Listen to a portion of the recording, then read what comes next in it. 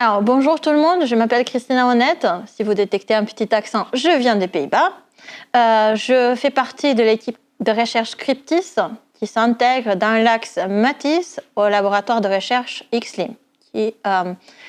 Donc, notamment, je suis affiliée à l'Université de Limoges.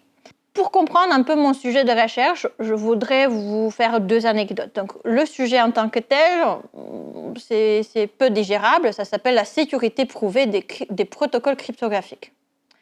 Mais pour comprendre pourquoi c'est important et ce que je fais, pensez aux mots-clés Security by Design et Privacy by Design.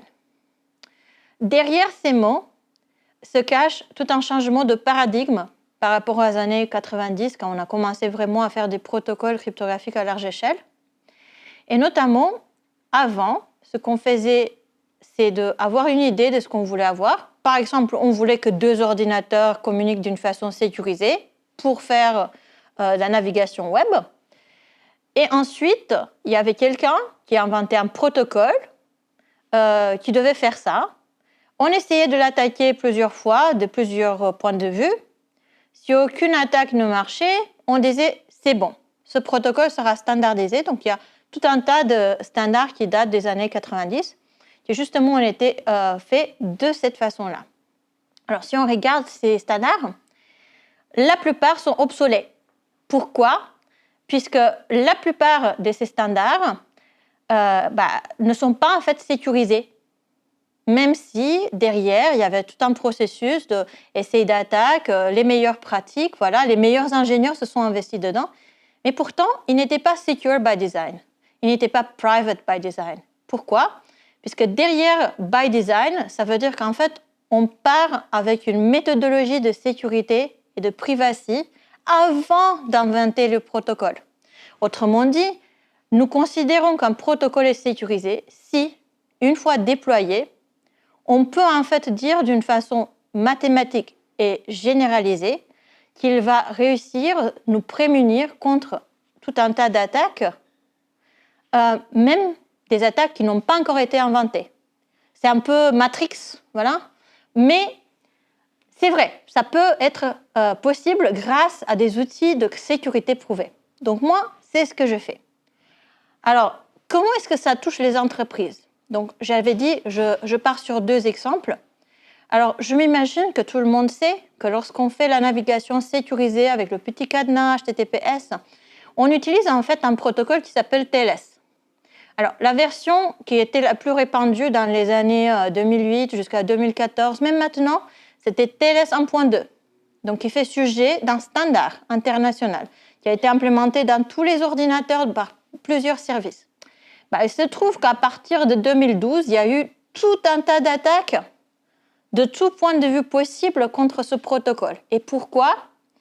C'est puisque ce protocole avait toujours suivi cette mentalité de construction de protocole avant de vraiment réflexion de sécurité.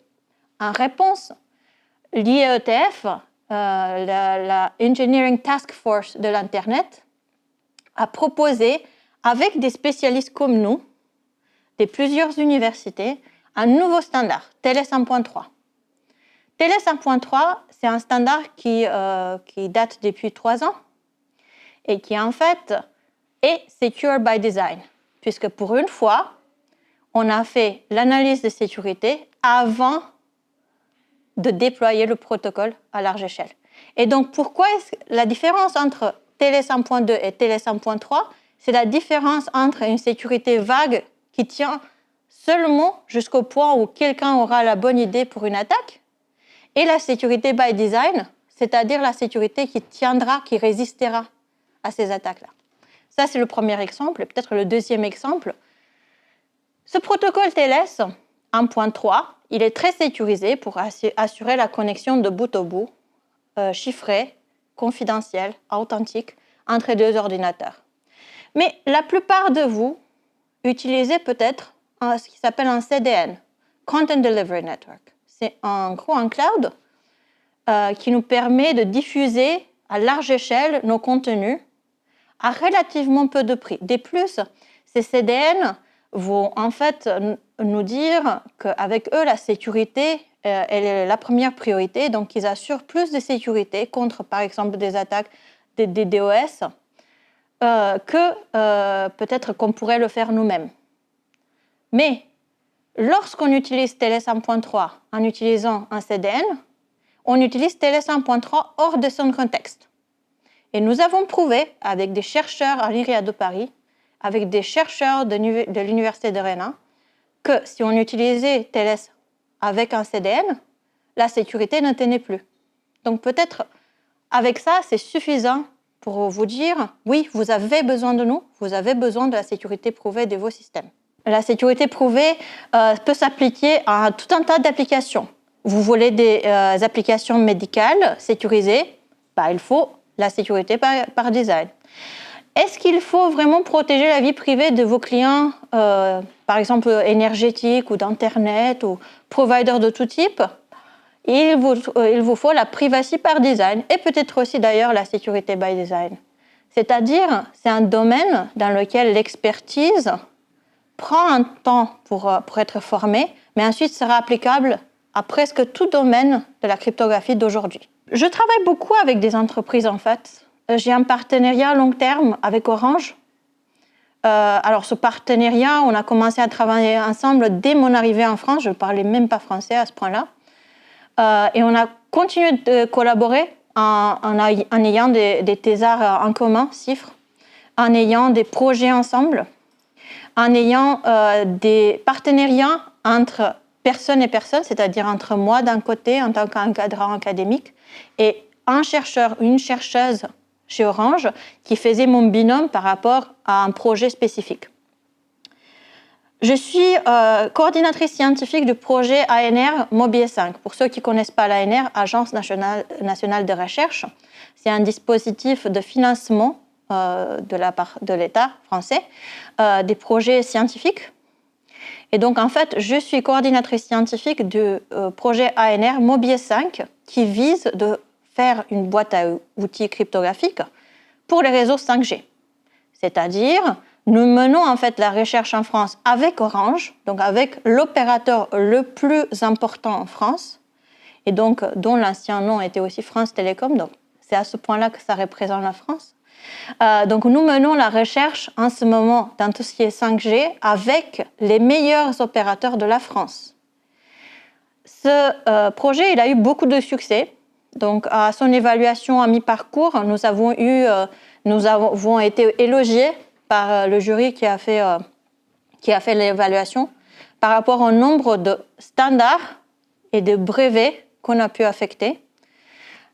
Alors, le processus de brevetage, dans les partenariats avec Orange, c'est simple. Nous demandons quand même que nos étudiants CIFRE fassent partie des auteurs du brevet, mais les entreprises gardent le brevet.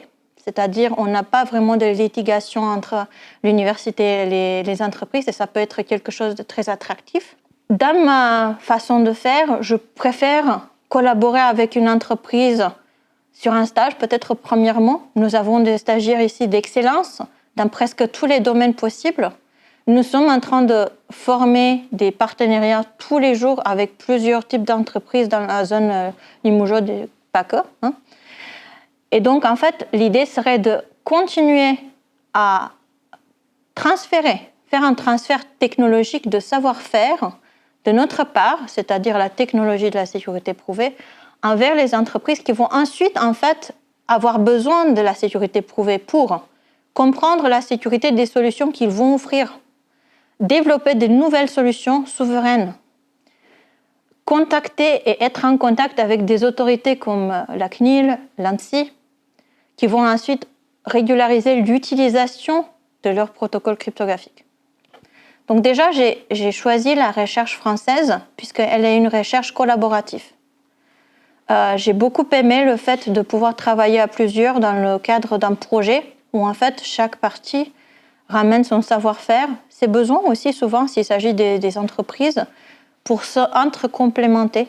J'ai choisi Limoges puisque Limoges a l'équipe Cryptis. Et l'équipe Cryptis a une spécificité qui n'existe pas vraiment en France, ailleurs. Notamment, chacun de nous est expert dans son domaine et donc en fait ensemble, nous couvrons presque toute l'expertise qui peut exister en domaine de cryptographie sécurité. Nous avons des collègues qui travaillent sur la sécurité physique. Nous avons des collègues qui travaillent sur des bases des mathématiques, pour la cryptographie bien sûr. Nous avons des collègues qui font des protocoles cryptographiques et la sécurité prouvée à côté. Nous avons une sommité dans le monde du post-quantique. Nous essayons aussi d'avoir un contact régulier avec les entreprises pour peut-être développer le côté code secure by design. Donc en fait, on couvre un très large spectre de connaissances. En général, s'il y a un problème de sécurité, quelqu'un parmi nous saura la résoudre. Et ça, c'est un peu l'atout de l'équipe Cryptis.